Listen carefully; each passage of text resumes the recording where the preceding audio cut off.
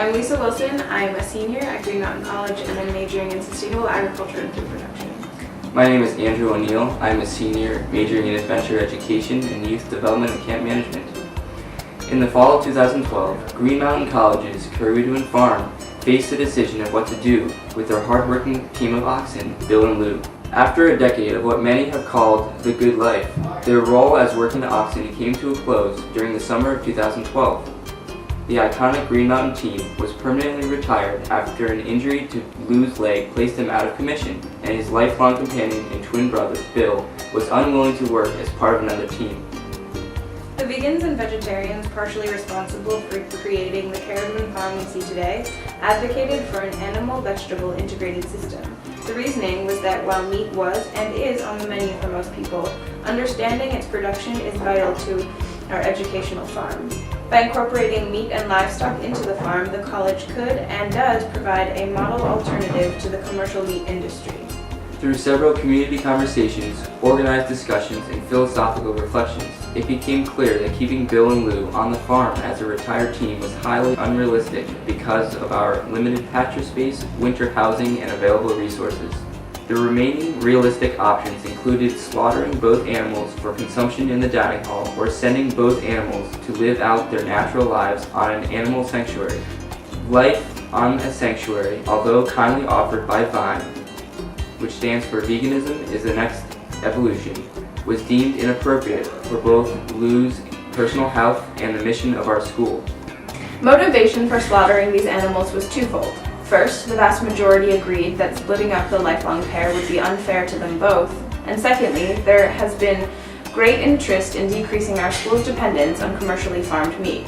No single right answer was suggested or pressed upon the community. Rather, we conducted democratic and well-thought-out discussions before communally deciding that slaughtering both animals was a compassionate, responsible, and educational choice of action. The following testimonials offer perspective on what has happened on campus since the decision, as well as capturing our response to the severe opposition from the global community.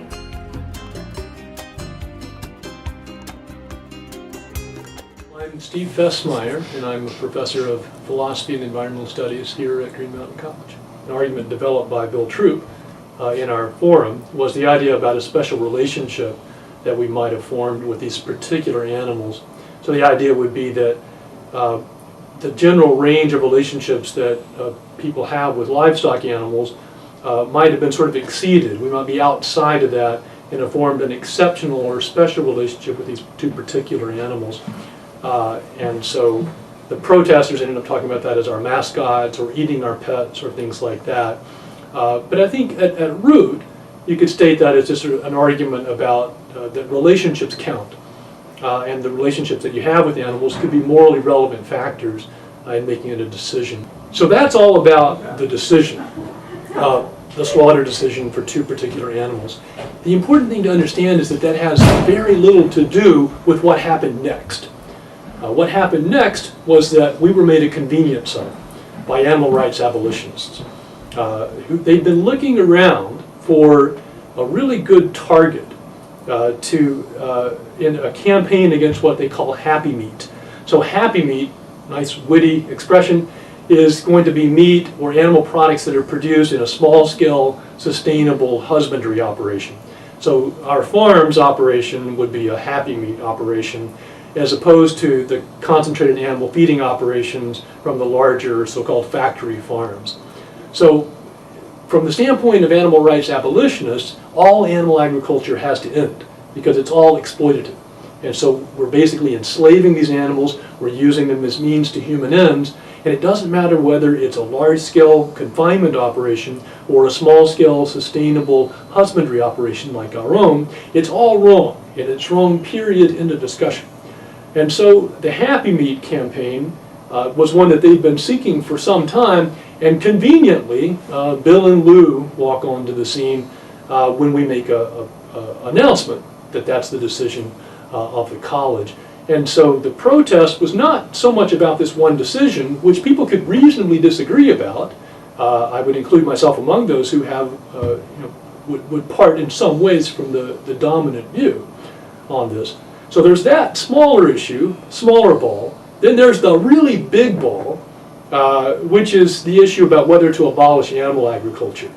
So the animal rights abolitionists were the ones who organized this, who led the petition drives. They were using this as a means to a much larger end of advancing a campaign against animal agriculture generally. That's where Green Mountain College has really come together, I think with a great deal of unity, faculty, staff, and students, vegans, vegetarians, omnivores, whatever, and said their tactics haven't been appropriate, they haven't been honest, and we reject that. We accept open dialogue about the decision itself. We accept open dialogue about the abolition of animal agriculture, certainly. But the tactics and the sort of hidden agenda of Vine and a number of other groups that are protesting the college are objectionable, I think. And from my standpoint as an ethicist, I think that their approach has been unethical. My name is Allie Putnam. Kimberly Blank. So is John. Daniel Steinrock. Brendan McGuire. Harrison Rhodes. Emily McCoy. I'm Hannah. Lauren Ainsworth. Keith Tarico. This is Katie Emerson.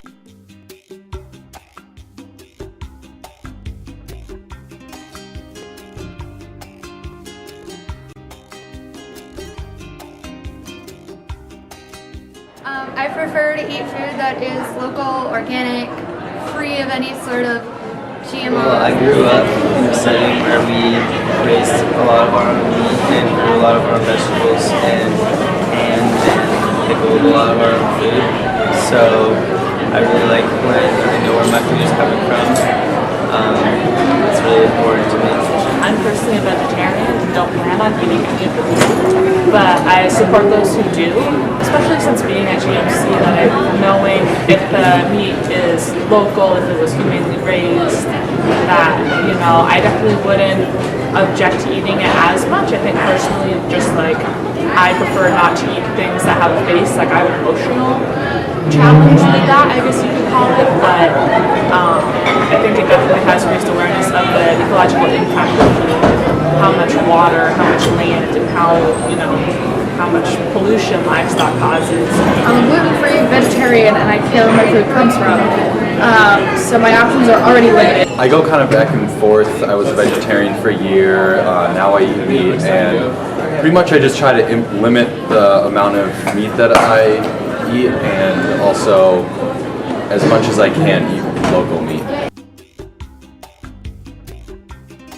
think that the way that processing Bill and Lou for meat fits into Green Mountain's overarching vision of sustainability is to use the resources that we have in a judicious way.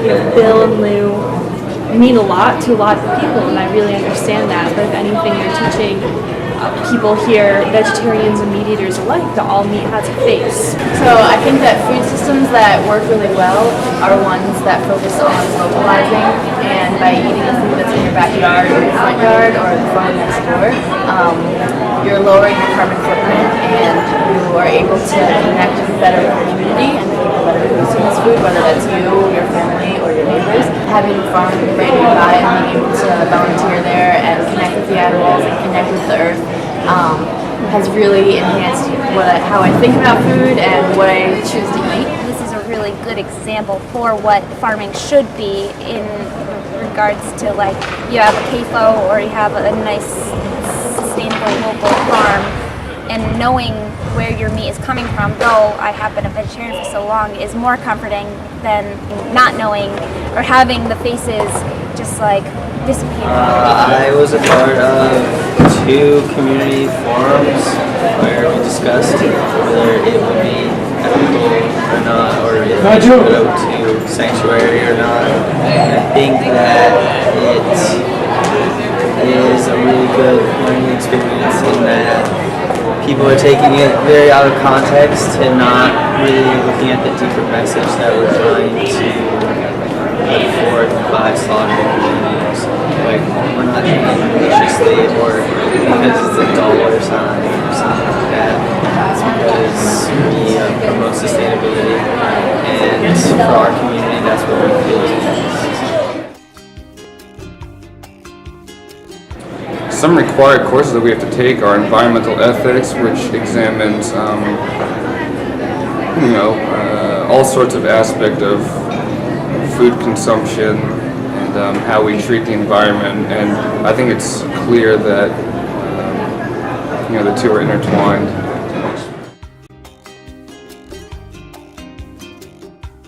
But people, if they don't know where the food comes from, aren't going to make that shift. Because it's really easy to have a disconnect when you haven't pet the animal that you're going to eat for dinner. I mean, the reality that these oxen, might go to slaughter is something that animals face all the time, but we don't really think about it. Brian May was saying something last week about how it's amazing that almost no one has mentioned anything about the school's decision to move forward in the dining hall with only getting meat from ethical and sustainable sources. That should have been a huge selling point, a huge arguing point on slaughtering Bill and Lou. Most people don't really understand what farms are. It's not until they think that meat comes on a styrofoam plate, but they just kind of think that food just shows up. But it doesn't. There's a lot more to it than that. And we kind of lose sight of it the further and further we get into the farms. I was really looking forward to a chance to eating animals that I know were loved, and it's appalling that people can use the fact that we love these animals as a reason to not eat them. I once heard in a documentary that you can't undo development, and so we were going to run out of places to put farms. So you got to bring people back to them. I'd be willing to talk with anyone who would be rational, but not with anyone who prefers cursing to rhetoric, or better yet, to good sense. It's my farm, and I feel like I'm under attack. I think a lot of us feel like that. It hasn't helped anything. I think the whole Bill and Lou controversy has been good, saying, well, like, if I'm having a conversation with somebody who's really right, who feels passionately that they shouldn't be slaughtered, and I'm like, but you're eating meatloaf, where did that come from? How do you know about that? I think that's a definitely valuable experience, considering that we used to source our meat from concentrated feeding operations, but now we will not do so at all in the future. So. The other thing about the manner in which people have been attacking us is that they assume, one, we never took compassion into consideration, and two, that's the only thing that matters. That's the way they've been acting. And this was a very sad, bittersweet situation before they got involved. It shouldn't have been more than that. And they're acting like, unless they see us sad, unless they see us cry on camera or something, then we have no feelings towards these animals.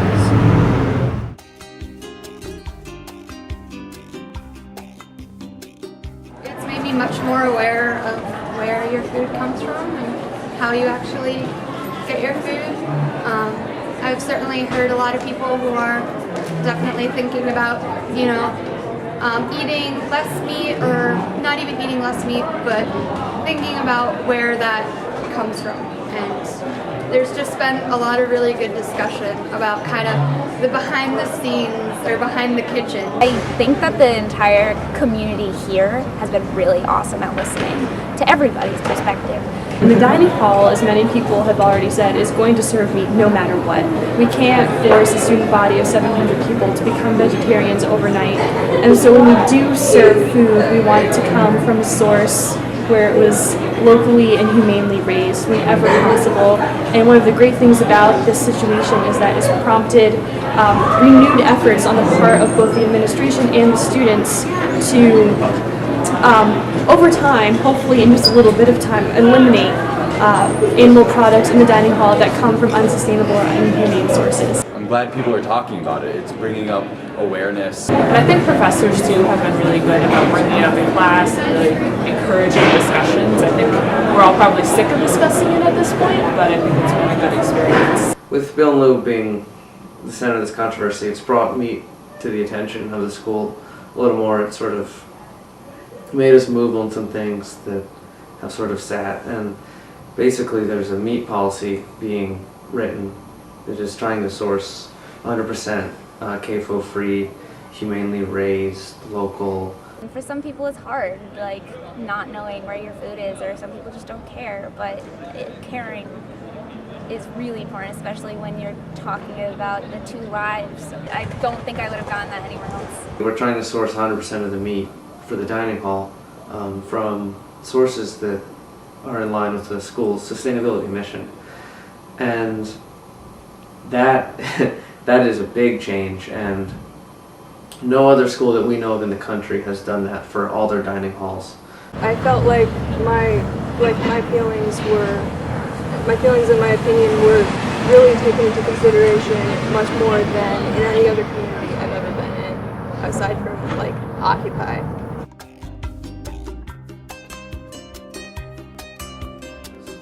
It's hard to source all these things at a price that a corporate dining hall can handle, and then that doesn't reflect really high tuition costs on students. The other piece of this is that there's a local foods sourcing position that's being created, hopefully, through a student grant. That should provide someone who has time to figure out the different avenues to make all this work. I'm Heather Keith. I'm Associate Professor of Philosophy and Director of the Environmental and Liberal Arts Program here at Green Mountain College. And as an ethicist, we talk about ethical issues like this all the time in our classrooms here. And one of the hallmarks of what we do in our program here is that we encourage students to have pluralistic views about deep ethical concerns. We value criticism and suggestions and different viewpoints and different ways of thinking in the classrooms, and we value it from the surrounding community as well. And so we're really interested in the criticisms and concerns of other people, and we really appreciate getting those. However, one of the things that we think is important as we study philosophy and ethics and concerns like the use of animals on our farm is that we think that everybody should start from a position of humility and charity, with the idea that our views are made stronger in interaction with people with other perspectives. And so it's, in some sense, troubling when the level of our discussion is reduced to threats ad hominem attacks on individuals and on the campus itself. It's also a little bit disappointing to think that in terms of a lot of the organizations that are interested in the college right now and interested in seeing a different outcome for our OPSN, is that a lot of our values are very similar. And I think in some sense, Green Mountain College as an institution is more closely aligned with these organizations than many other colleges and universities, perhaps even the vast majority of colleges and universities in the country. And it's a shame if we miss the opportunity to really work together on common values and common concerns about the world. And I worry that the level of discourse has ensured that it's going to continue to be difficult to share some of our values and concerns and really make positive change in the world. I think I can also say that there have been a lot of diverse viewpoints discussed on campus. I myself might have made a different decision than the farm crew in the college. However, we engage with an air of respect and humility in our discussions and democratic thinking. I think that continues to be very important in our discussions. We need to make some changes in the dining hall, whether or not they relate directly to Bill or Lou, but we need to keep moving forward and trying to be an environmentally conscious school in sort of every aspect of what we teach. So.